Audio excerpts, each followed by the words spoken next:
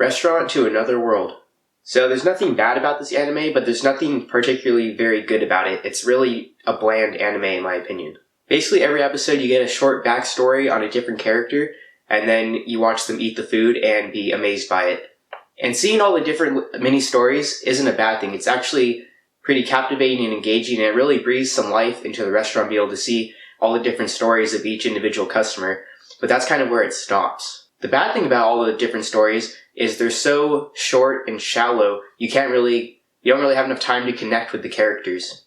So because of the way it's set up, there's no overarching plot of the anime. And you don't really feel like the story is going anywhere because there really isn't any story. It's just different people coming to eat different types of food.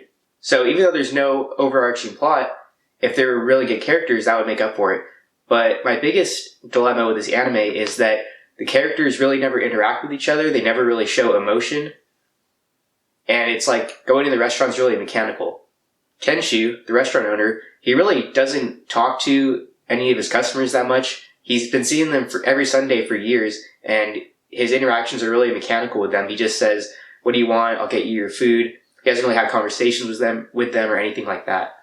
And it's the same thing for the customers. You think the customers seeing each other every week would start talking to each other, but they really don't. They'll argue over which food is the best, and sometimes they talk to each other. But for the most part, most of them don't. And there's one episode where Lionel's literally sitting at a table and he's looking at the wall rather than look at the restaurant, face towards the restaurant, or talk to anyone. He's staring at the wall while he's eating his food.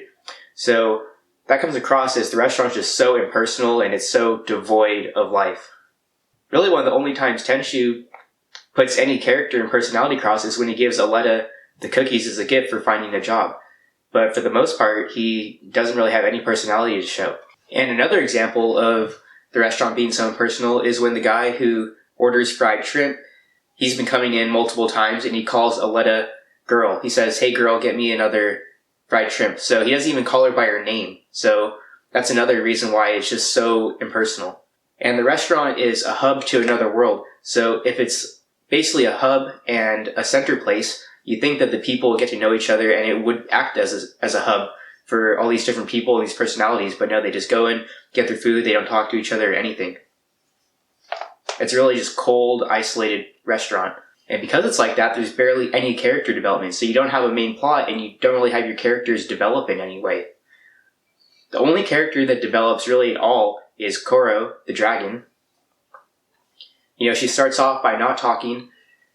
She only uses telepathy for her thoughts, but then she finally starts talking to Aletta and Tenshu.